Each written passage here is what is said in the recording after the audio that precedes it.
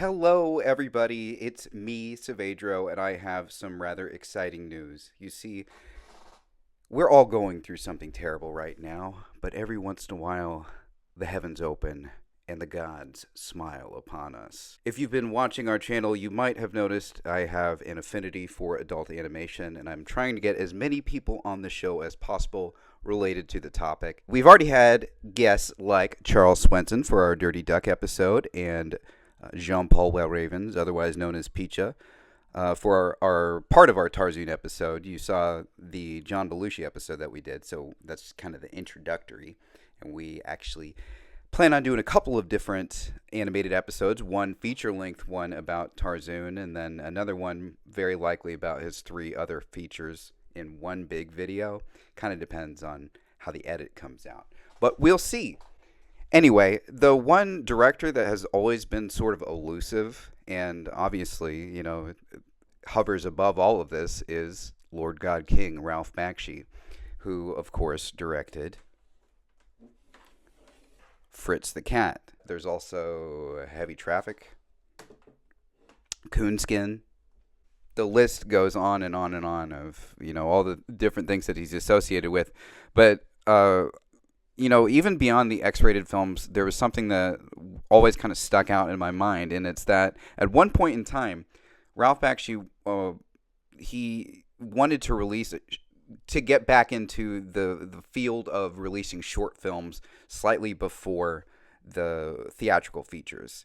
And this was, something that had been going on, back in the early days of films. You used to see multiple shorts whenever you came to the films, and then you would see like a newsreel, and then finally the feature. And so he wanted to bring this back into the modern era, and so in roughly 1981, he wanted to actually make like a series of these. But the first one that he made, apparently, is The Cigarette and the Weed. And this film just kind of disappeared into obscurity for an extremely long time. The only time we had ever seen it is a brief glimpse of it in Halloween 3. It's being watched in the bar scene.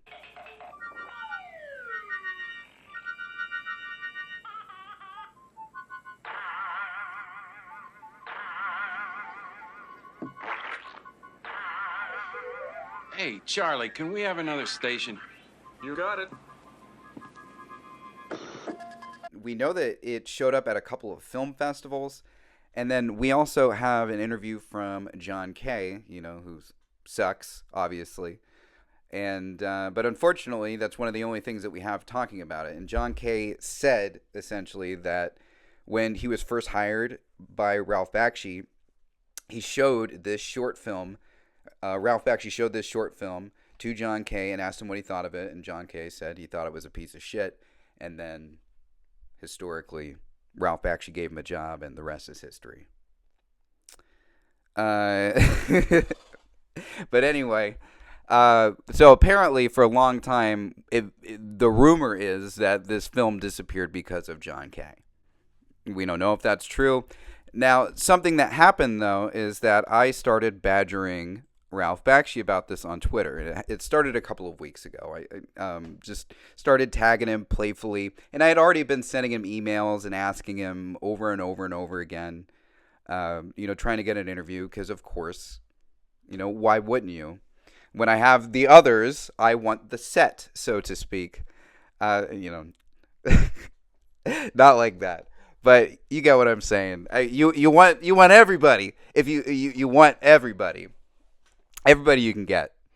And so I kept reaching out to him. He kept ignoring me, but he did like a few of my posts. So I was like, okay, so I'm not being completely ignored. I know I'm annoying, but, at least he understands that I'm a fan. Yesterday, I made this tweet. Okay, so it was a QT from Film is Fabulous, and the original one says, "It is amazing what you can find in the shed at the bottom of the garden." And there's all these stacks of different film canisters and decks and stuff like that. And right above that, I wrote, "I have this fantasy that every director has a shed like this with their presumably lost films in it, but it's probably more likely that Ralph Bakshi is propping up his art desk with the can holding the cigarette and the weed." And because I had already been tagging him, and I do this on Twitter all the time, and this is actually how I've gotten several of my interviews. I tagged him here, and I said, Ralph Bakshi, please confirm or deny. We've interviewed Charles Swinton, Jean-Paul Ravens, and Toshio Maeda already, and we love a fourth adult animator to come on our show. It's all true, folks. Well, Toshio hasn't been on here yet, but he's coming on here very, very soon. We interviewed him already, and that episode will be out soon.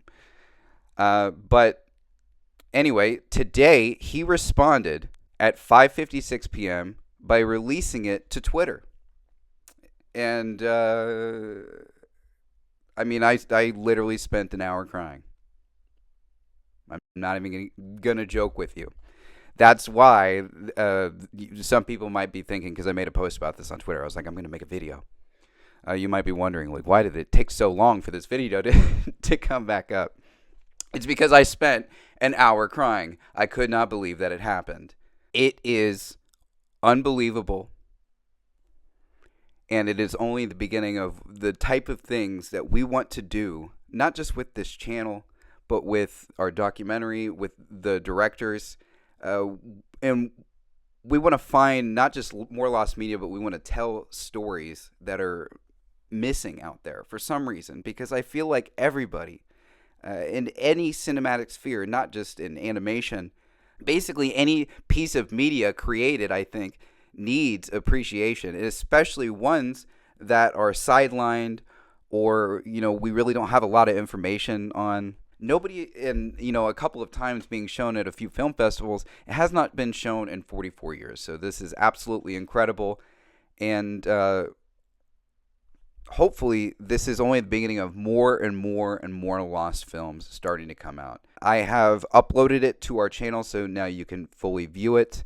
I just want everybody out there to, I know we're really all going through something right now, so it's awesome that something positive can happen. And I want you to believe in yourselves. I never would have thought in a million years that this was possible. And I was just kind of playfully going after it. And I've had luck in this sphere before, but never in a million years did I think that he would respond like this. So this is extremely big. It's amazing. And I hope that this proves that little people can bring about stuff like this. You can ask the director that you see and say, hey, man, I'm interested in this. And, what's the story behind this? And that is what I'm interested in, and, why I wanted to get him on the channel in the first place. But anyway, thank you guys so much for watching, and just remember to believe in yourself. Have a great night.